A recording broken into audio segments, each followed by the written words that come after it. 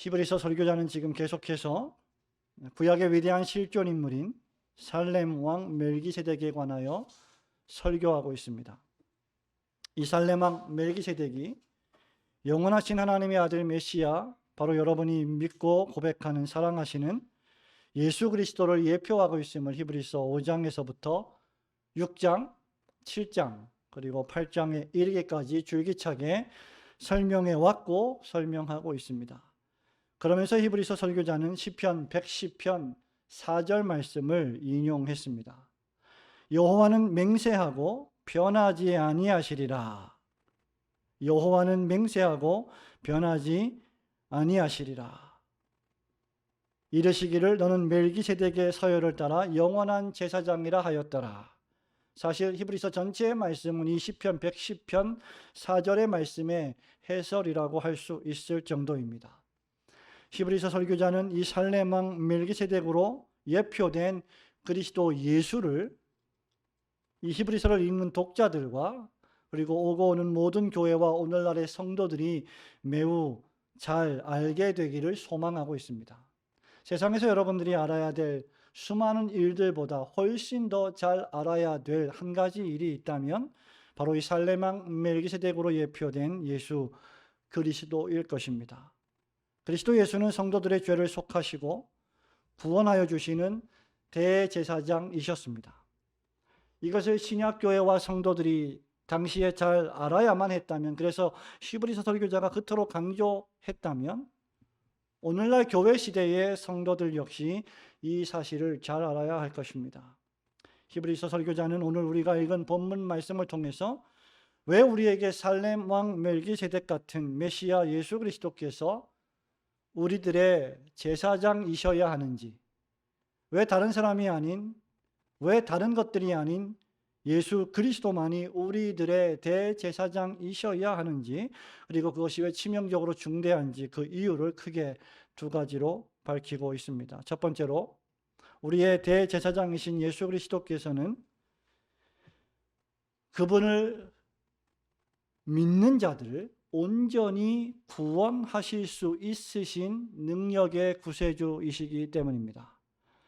우리 25절 말씀 한 절만 우리 한 번 더 성경 말씀 보면서 같이 읽겠습니다. 시작. 그러므로 자기를 힘입어 하나님께 나아가는 자들을 온전히 구원하실 수 있으니 이는 그가 항상 살아계셔서 그들을 위하여 간구하심이라. 아멘. 성도 여러분, 7장 25절 방금 여러분이 읽은 이 말씀은 히브리서 7장의 결론 같은 말씀이며 히브리서 전체의 결론이며 주제라고 해도 과언이 아닌 말씀입니다. 이 한 절 말씀을 오늘 밤에 내일 모레 주일이 올 때까지 그리고 여러분 평생에 마음속에 새기고 묵상하고 또 묵상하십시오. 그리스도 예수께서는 자기를 힘입어 나아가는 자들을 온전히 구원하실 수 있으시다고 했습니다. 이 말씀은 우리에게 두 가지를 생각나게 합니다. 첫째는 예수 그리스도 자신께서 우리의 죄를 십자가의 보혈로 씻으시고 용서해 주시며 죽음에서 우리를 구출해 주시고 우리에게 이 땅이 전부가 아니요 눈에 보이지 않지만 존재하는 하나님의 나라에서 영원히 살 수 있는 생명을 주실 수 있으신 능력이 한이 없으신 분이시라는 사실입니다. 성도 여러분, 오늘 예배를 드리러 나오신 우리 성도 여러분, 저를 보시기 바랍니다. 여러분들과 저의 문제가 무엇입니까? 여러분들이 매일매일 살아가면서 여러분들이 만나는 난제가 과연 뭡니까? 여러분 말의 실수, 행동의 실수, 감정의 실패, 여러 실수와 실패를 여러분 스스로 해결할 능력이 없다는 것입니다. 우리가 나이가 듭니다. 경험이 쌓입니다. 지혜와 연륜이 생깁니다. 돈도 어느 정도 벌었습니다. 남 부러울 것 없을 정도의 위치도 올라갔습니다. 안정된 가정과 사업과 직장도 여러분 가지고 있습니다. 하지만 여러분은 스스로 죄의 문제를 해결하지 못합니다. 여러분은 스스로 죽음의 문제를 해결하지 못합니다. 그 누구도 죽음을 미루거나 연기하거나 아예 죽지 아니할 방법을 여러분 스스로 찾을 수 없습니다. 여러분 자신의 부패하고 무능력함을 해결하지 못합니다. 여러분은 근본적으로 죄인입니다. 바울이 에베소서 2장에서 말한 것처럼 허물과 죄로 죽어버렸고 스스로는 다시 살 수 없습니다.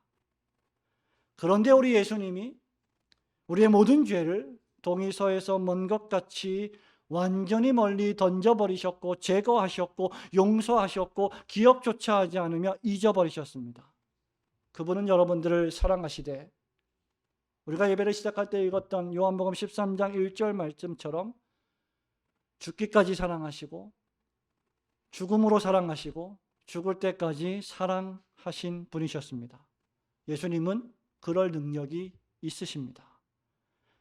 그러므로 주님이 용서해 주신 것을 여러분 스스로 계속 생각해서는 안 됩니다. 그것은 용서해 주신 분에 대한 모욕입니다. 나는 이렇게 죄가 많으니 주님은 나를 용서하시지 못할 거야 라고 생각하는 것은 그것 자체로 신성모독적입니다. 둘째로 이 그리스도를 하나님께서 맹세의 보증으로 약속하셨다는 사실입니다. 그리스도 예수께서는 자기를 힘입어 나아가는 자들을 온전히 구원하실 수 있다. 그 이유가 무엇이냐? 그 두 번째 이유는 그리스도를 하나님께서 맹세의 보증으로 친히 스스로 약속하셨다는 말입니다. 여러분 21절 말씀을 보십시오. 우리 함께 또 21절 읽어볼까요? 시작. 그들은 맹세 없이 제사장이 되었으되 오직 예수는 자기에게 말씀하신 이로 말미암아 맹세로 되신 것이라. 주께서 맹세하시고 뉘우치지 아니하시리니 내가 영원히 제사장이라 하셨도다. 아멘. 하나님은 사람이 아니십니다. 사람도 역시 하나님이 아닙니다. 사람은 약속을 잘 합니다. 그러나 약속을 잘 지키지 못합니다. 그러나 하나님이 약속하시면 그 약속은 틀림없이 지켜집니다. 시편 110편 4절에서 하나님은 스스로 맹세하시고 변하지 아니하겠다 약속하셨습니다. 아브라함에게 복을 주시겠다 약속하셨고 복을 주셨습니다. 멜기세덱의 반차를 쫓은 대제사장을 주시겠다고 약속하셨고 약속대로 때가 참에 예수 그리스도를 이 세상에 사람의 몸을 입게 하고 보내셨습니다. 하나님께서 맹세로 약속을 하셨다는 것은 하나님께서 맹세가 필요하신 분이시기 때문이 아니라 그만큼 하나님이 맹세로 약속하신 그 약속이 확실하기 때문에 우리로 하여금 그것을 확신하고 믿게 하시려는 이유 때문이었습니다. 메시아의 약속의 근거는 여호와 하나님의 맹세에 있습니다. 맹세하실 필요가 전혀 없으신 분이심에도 불구하고 하나님은 여러분들의 믿음을 위하여 맹세하셨습니다. 스스로 말입니다. 사람들이 여러분 무슨 약속을 할 때 어떻게 합니까? 하늘에 두고 맹세한다. 하나님의 이름으로 맹세한다. 그렇게 함부로 맹세하지 말라라고 말했음에도 불구하고 왜 그렇게 사람들은 맹세합니까? 그 이유는 그것이 그렇게 엄중한 일임을, 중대한 일임을 인식하고 있기 때문입니다. 하나님께서 약속하시면 반드시 지키시고 이루신다는 확신 때문입니다. 그렇기에 맹세는 약속을 보증합니다. 더군다나 그 보증이 무엇입니까? 성자 하나님이신 예수 그리스도이십니다. 하나님이 맹세로 뭔가 약속을 하셨는데 그 약속의 보증물이 예수이십니다. 여기 22절에 보증이란 단어는 신약 성경에서 오직 한 군데 여기에만 나옵니다. 여기 보증은 무엇을 가리킬까요? 여러분이 수시로 세상에서 쓰고 있는 보증을 설 때 보증을 서는 사람 또는 보증물 또는 담보물을 뜻합니다. 여러분이 은행에서 큰 돈을 대출받을 때 여러분들을 그냥 믿고 돈을 대출해 주지 않습니다. 신용 등급이 얼마인지 어느 정도인지 이 사람이 돈을 얼마나 굴릴 수 있는지를 은행은 살핍니다. 그런 신용을 보증으로 대출이 안 된다면 더 확실한 보증인을 세우거나 담보물을 세우게 됩니다. 그래서 우리는 집을 담보로 건물을 담보로 돈을 대출받습니다. 그런데 예수님은 자신의 인격과 자신의 피와 자신의 생명을 담보물로 주셨습니다. 생명을 걸고 보증을 한다면, 목숨을 걸고 맹세한다면 그것보다 더 확실한 것이 무엇이란 말입니까? 우리 예수님이 요한복음 13장 1절에서 사람이 다른 사람을 위하여 목숨을 버리면 이에서 더 큰 사랑이 없나니 라고 했습니다. 우리 예수님이 친히 그러하셨습니다. 사람을 위하여 목숨을 버리면 이에서 더 큰 사랑이 없다 하셨고 스스로 여러분을 위하여 피를 흘리셨습니다. 우리 예수님은 말만 하고 실천하지 않는 분이 결코 아니십니다. 우리 주님은 친히 그렇게 하셨습니다. 그렇기 때문에 예수 그리스도께서는 여러분이 그것을 믿기만 하면, 힘있고 의지하기만 하면 여러분을 능히 구원하실 수 있으신 것입니다. 우리를 능히 구원하실 수 있으신 주 예수 그리스도를 힘입어 그분께 항상 기도로 나아가시는 성도들 되시기를 주님의 이름으로 축원합니다. 둘째로 우리의 대제사장이신 예수 그리스도께서는 항상 살아계셔서 우리를 위하여 기도하시기 때문에 우리를 구원하실 수 있으십니다. 우리 23절, 24절, 25절 말씀을 우리 한 번 더 읽어보겠습니다. 시작. 제사장 된 그들의 수요가 많은 것은 죽음으로 말미암아 항상 잊지 못함이로되 예수는 영원히 계심으로 그 제사장 직분도 갈리지 아니하느니라. 그러므로 자기를 힘입어 하나님께 나아가는 자들을 온전히 구원하실 수 있으니 이는 그가 항상 살아계셔서 그들을 위하여 간구하심이라. 아멘. 예수께서 항상 살아계신다는 말씀은 그리스도께서 우리를 구원하실 수 있는 분이신 이유와 근거가 됩니다.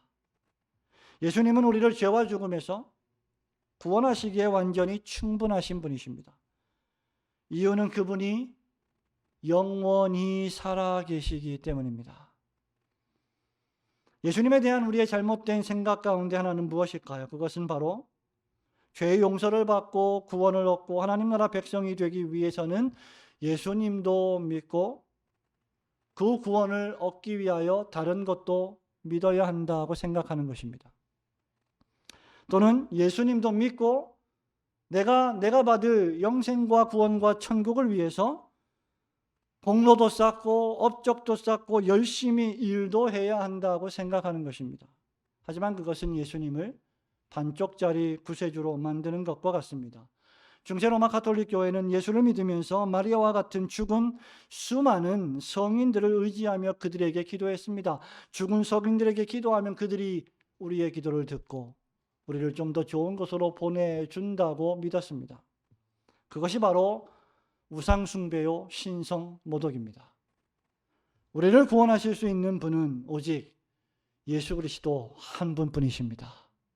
여러분의 죄를 완전히 사죄하실 수 있는 분도 예수님 한 분뿐이십니다. 예수님만으로 충분합니다. 이유는 그가 죽지 않고 살아계시기 때문입니다.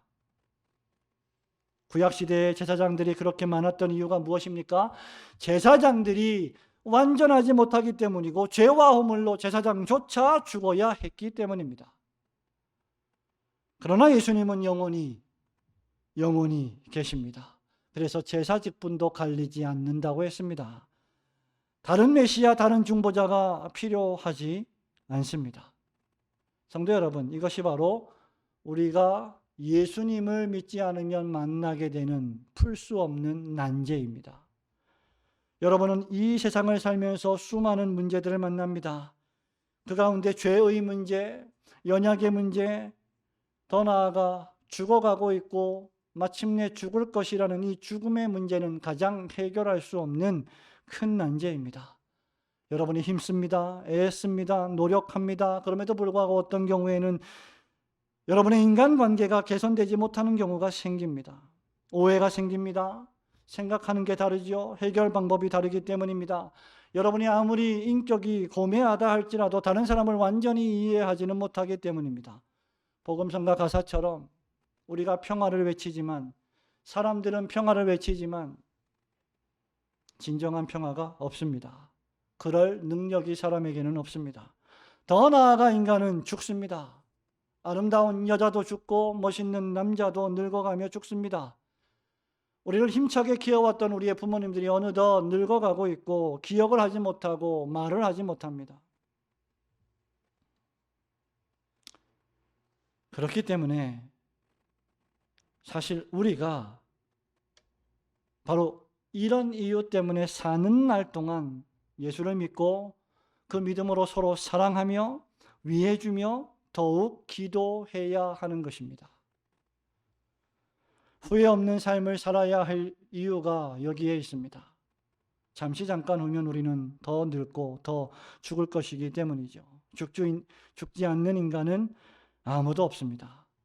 그러므로 죽기 전에 아무 낙이 없다고 할 해가 가깝게 오기 전에 특히 우리 청년들은 더욱더 하나님을 경외하고 그 명령을 지키라고 전도자가 우리에게 말한 바 있습니다. 죽기 전에 하나님을 대적하고 하나님의 영광을 위하여 살지 않고 오직 자신만을 위하여 땅의 것만을 위하여 살았던 것을 회개해야 합니다. 죽기 전에 마음을 바꾸어야 합니다. 우물쭈물해서는 안 될 것입니다. 죽음이 이르기 전에 우리는 최대한 사랑해야 합니다.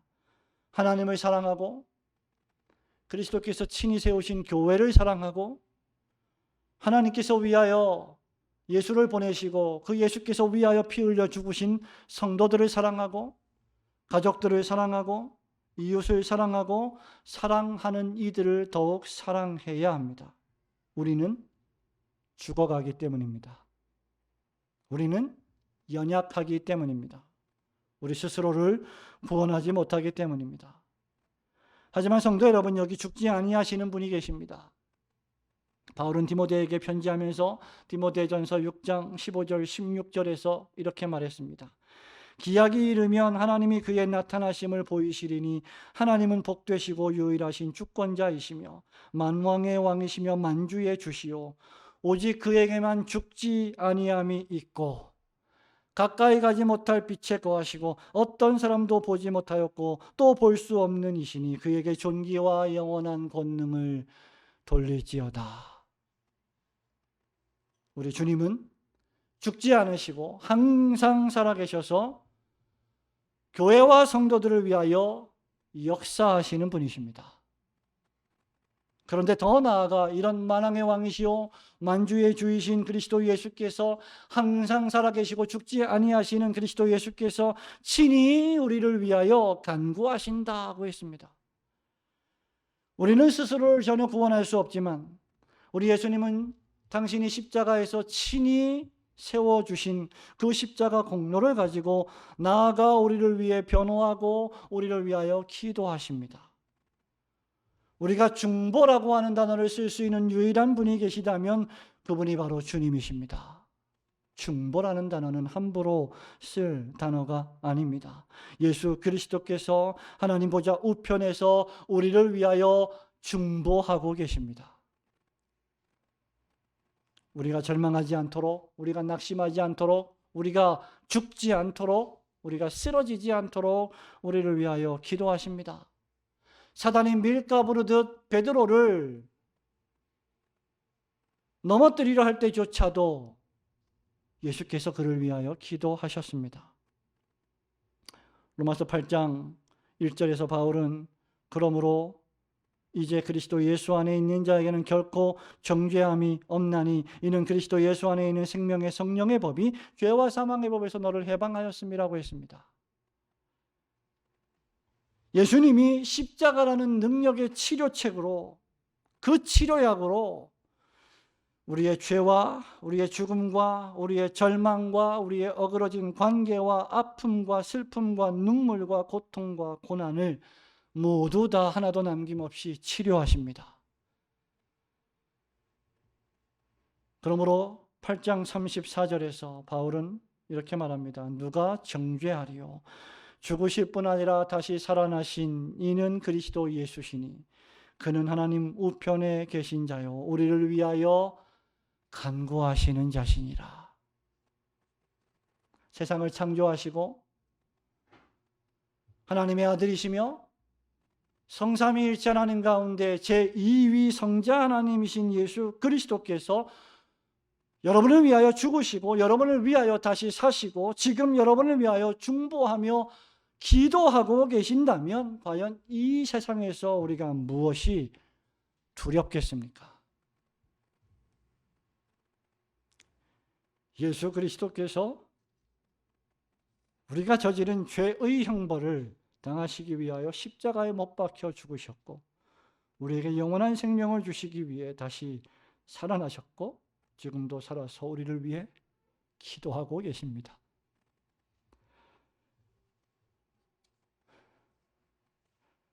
그러므로 여러분, 우리의 연약, 우리의 실패는 우리에게, 여러분에게 중보자 예수 그리스도가 얼마나 절대적으로 필요하다는 것을 웅변적으로 증거해 줍니다. 항상 살아계셔서 여러분을 사랑하시고 여러분을 위하여 늘 기도하시는 예수님을 믿고 힘입어 그분을 의지하고 기도하시는 성도들이 되시기를 주님의 이름으로 축원합니다. 죄송합니다.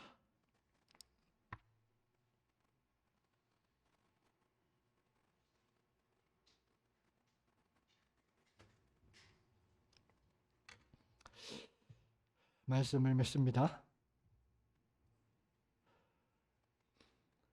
우리 예수님이 항상 살아계셔서 우리를 위해 중보하고 계십니다. 이런 예수님을 향해서 우리가 할 일은 여러분 하나입니다. 바로 25절 말씀처럼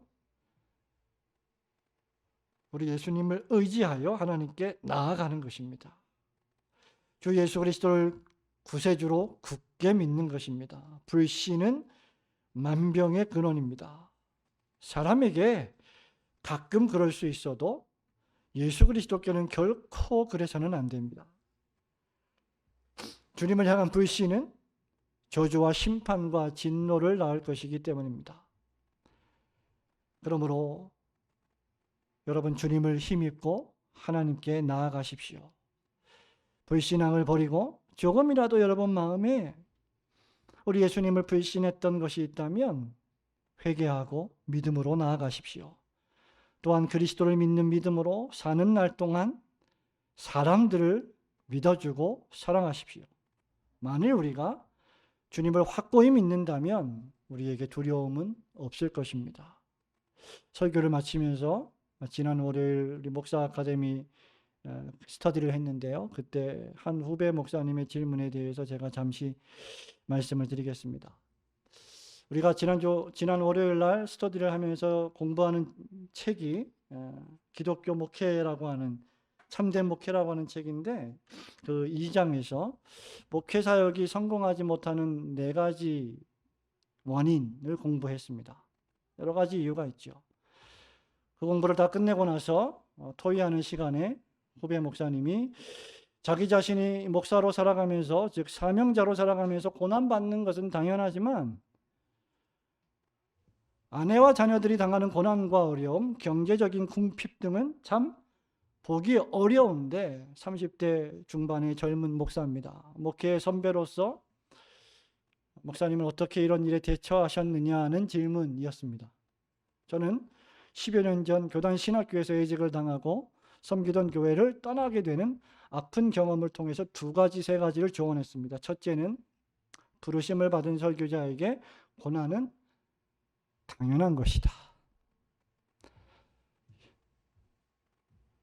여러분이 예수를 믿는다면 여러분에게 고난이 있어야 돼요. 그냥 실실 웃으면서 예수를 믿으면 안 됩니다. 고난당함을 피하지 말라. 둘째는 잠시 동안의 경제적, 육체적 평안 때문에 하나님의 진리의 말씀을 타협하지 말라. 진리를 타협하며 불의와 손을 잡는 순간 설교자로서의 능력은 사라질 것이다. 죄송합니다.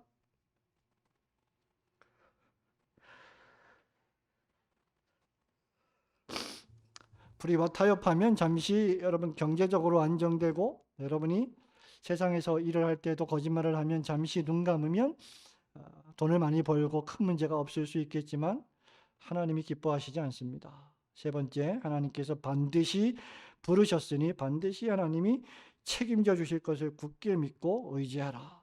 돈을 의지하지 말라. 사람을 의지하지 말고 자기를 힘입어 하나님께 나아가는 자를 능히 구원하실 수 있는 분을 의지하라. 제가 오늘 25절 말씀을 읽으면서 받은 은혜입니다. 제가 우리 후배들한테 설교하면서 감정 조절을 잘해라. 눈물을 많이 흘리는 거 바람직하지 않다. 제가 그렇게 가르치고도 제가 지키지 못할 때도 많이 있는 것은 우리가 연약하기 때문이죠. 성도 여러분, 예수님을 믿으십시오. 예수님을 의지하십시오. 그분께 나아가십시오. 계속 꿋꿋하게 나아가야 합니다. 우물쭈물할 시간 없습니다. 주님 굳게 믿고 의지하고 주님께 도움을 요청하며 기도하심으로 주께서 구원하시고 도우심을 체험하시는 그런 경험하시는 그런 성도들이 되시기를 주님의 거룩하신 이름으로 축원합니다.